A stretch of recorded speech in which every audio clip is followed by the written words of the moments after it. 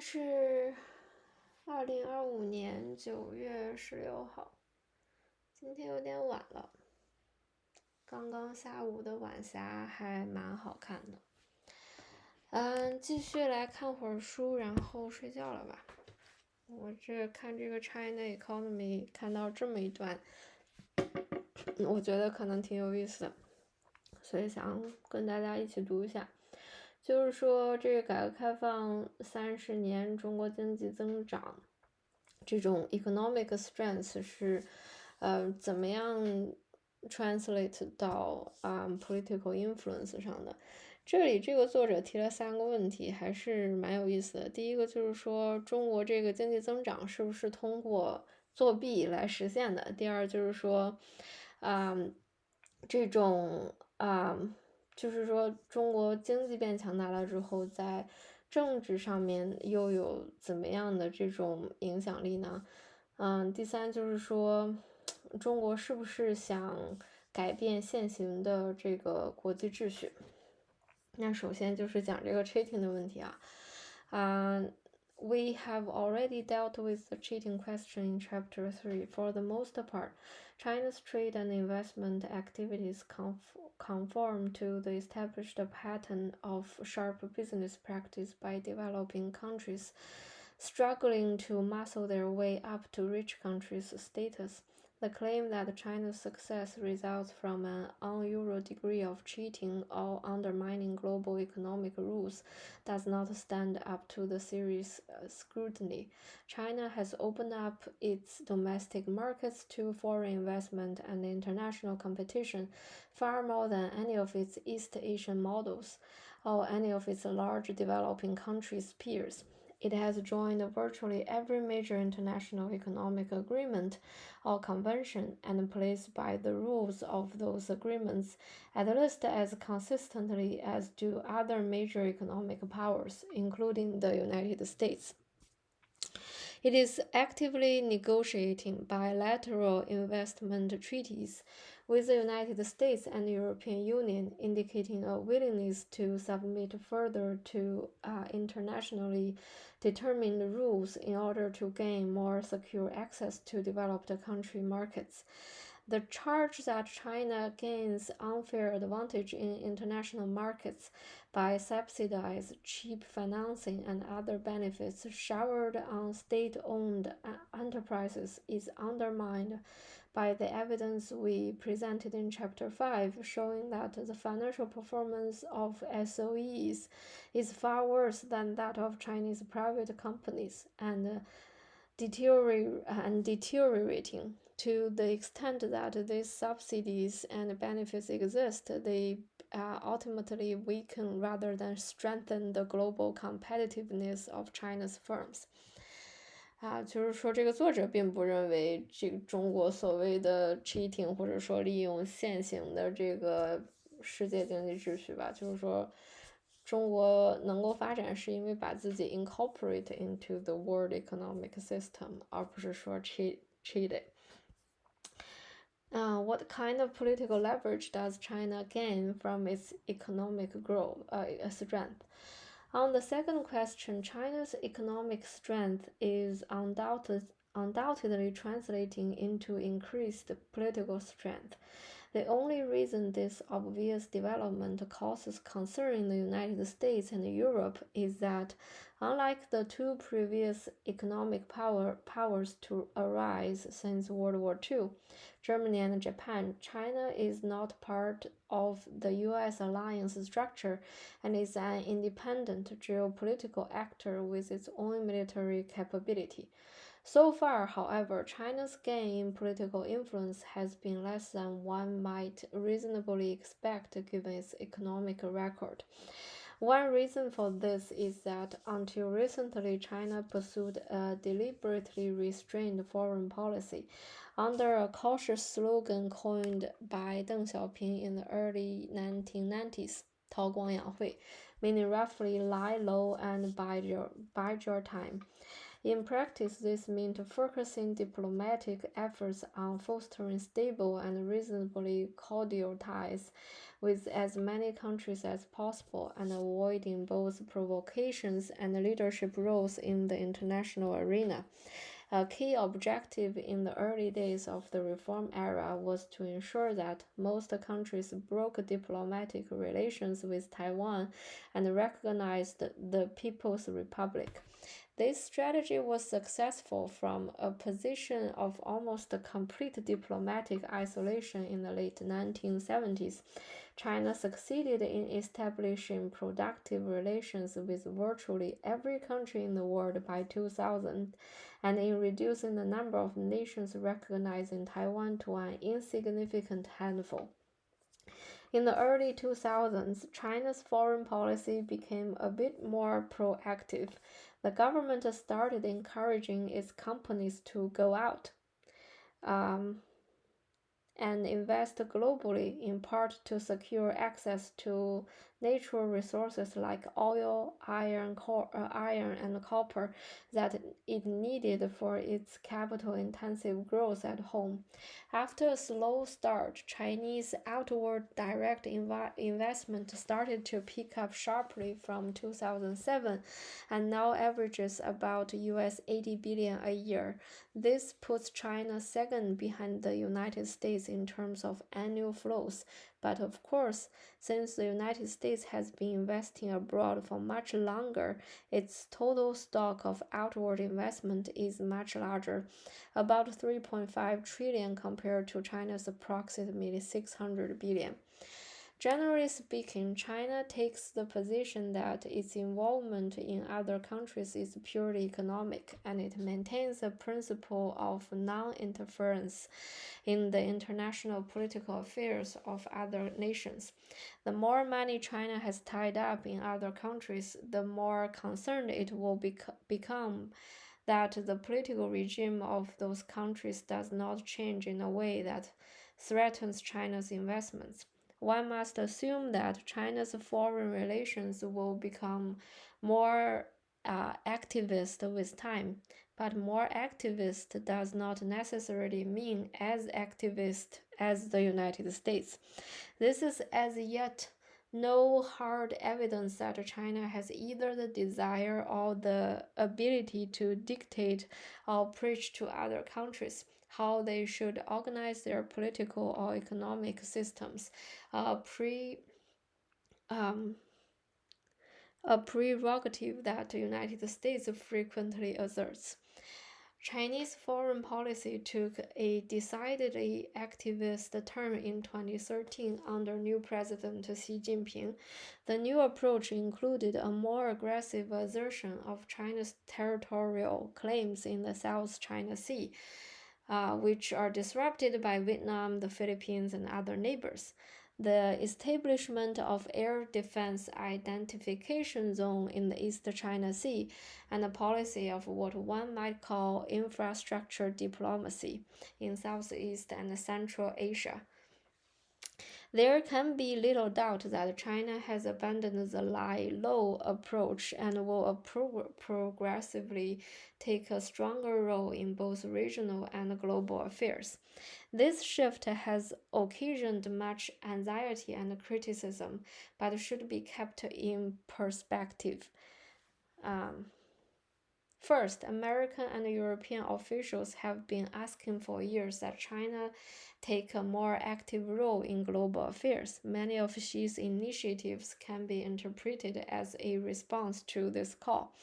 At a meeting in Beijing with President Obama in November 2014, Xi pledged to work together with the United States to achieve a global accord to combat climate change, a significant shift from 5 years earlier, when a crucial climate policy meeting in Copenhagen failed to reach agreement, largely because of antagonism between the United States and China's bid to spearhead infrastructure investment in neighboring countries of Asia, while incorporating a healthy dose of self-interest, is also in part a legitimate effort to finance international public goods that will provide widespread material benefit.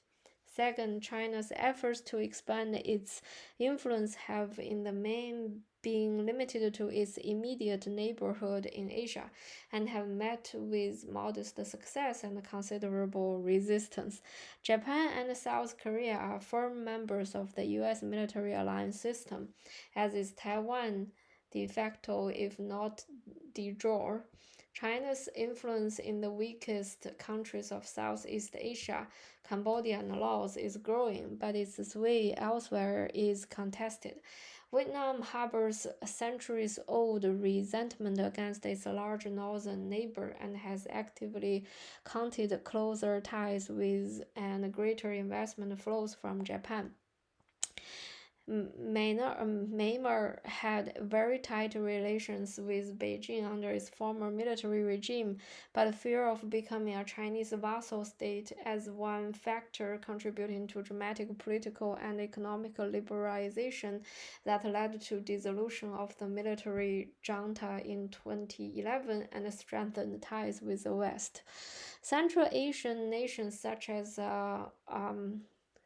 Kazakhstan and Turk 就是那些各种斯坦 welcome Chinese investment to unlock their mineral wealth and improve transport infrastructure, but they also strive to maintain their independence by playing off China against their traditional patron, Russia. That's true.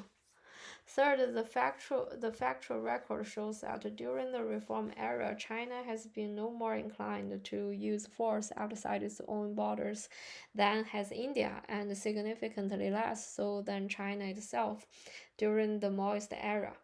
So 就是说毛时代还是更想扩张这个影响力啊。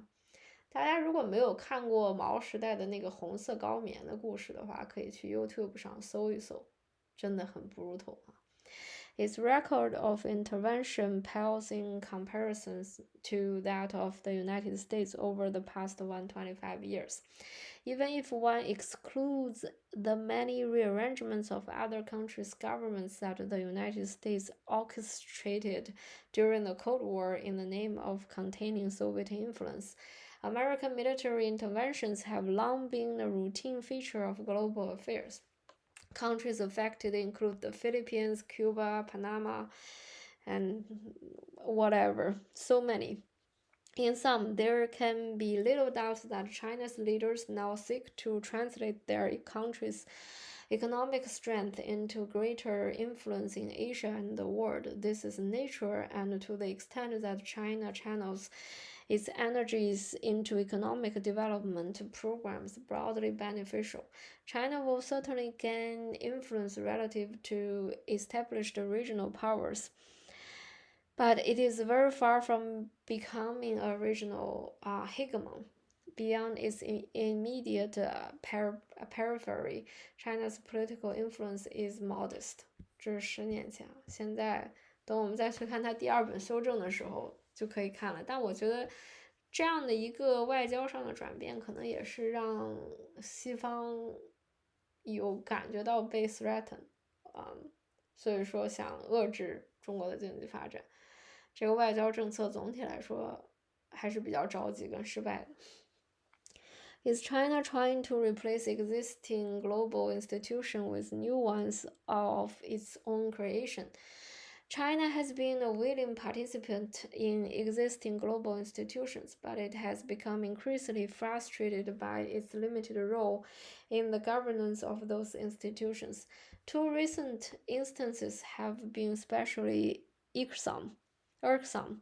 One is its failure to obtain greater voting rights in the International Monetary Fund. China's IMF voting rights are much smaller than its share of global GDP. Changes in IMF voting shares require ratification by member states, and the U.S. Congress persistently declined to pass legislation that would enable an increase in the Chinese vote. Second is the U.S. effort to build a high-level trade and investment agreement, the Trans-Pacific Partnership, among most of the major nations in Asia, but not including China. 这应该就是亚太计划。China's view on the TPP is conflicted. On the one hand, it is reluctant to join because this would require major concessions in liberalizing the service sector and government procurement rules. On the other, it is worried about being left out of a major trade agreement that could benefit all of its neighbors. These issues are symptoms of a deeper anxiety in China about being a supporting player in a global order whose rules are essentially set in Washington, D.C. The overarching project during the reform era has been to restore China to its historical position as a major political and economic power, and this ultimate aim is incompatible with simply accepting as an unchangeable fact a world system that is usually described in Beijing as American hegemony. China has therefore adapted in creating multilateral institutions of its own, where American influence is limited or absent. This includes the Shanghai Cooperation Organization, a political and security grouping founded in 2001, comprising China, Russia, and several Central Asia republics. A free trade agreement with the Association of Southeast Asian Nations members, and a new development bank with Brazil, Russia, India, and South Africa as the other founding members. The impact of these early efforts was limited. In 2014, however, Xi Jinping's government formalized a number of regional infrastructure initiatives that had been brewing for some time under the rubric of One Belt, One Road, 一带一路. The One Belt refers to the New Silk Road, set of transport projects that aim to link Western China with Central Asia and ultimately Europe. The road refers to a maritime Silk Road program consisting of railroad and port projects connecting southwest China with the Indian Ocean. To help finance these projects, Xi authorized the creation of a Silk Road Fund from China's own budget and, more ambitiously, a multilateral Asian infrastructure investment bank. Combined with the new development bank, these new Chinese-led financial institutions have authorized a capital of US $240 billion. But this headline number is misleadingly high. Most of the notional capital will never be paid in. The true capital base of these three funds may be US 40 to 50 billion by the early 2020s, about the same as the World Bank. China invited dozens of nations, including most significant economies in Asia and Europe, to join the 一带一路 as founding members. The US government urged many of its allies, notably Australia and South Korea, not to participate, but in the end, around 60 countries, including many US allies in Europe and Asia, did join. Okay. Several motivations lie behind this infrastructure diplomacy. At one level, China is responding to the need for improved transport infrastructure in developing Asia. The ADB, a multilateral institution essentially controlled by Japan and the United States, has estimated that Southeast Asia alone requires $8 trillion in infrastructure investment over the next decade. Until China stepped up, existing national and multilateral resources were nowhere near enough to meet this need. National self-interest also clearly plays a role in several respects. Much of the proposed infrastructure will help China secure supplies of energy and other natural resources via routes and that cannot easily be interdicted by the US military.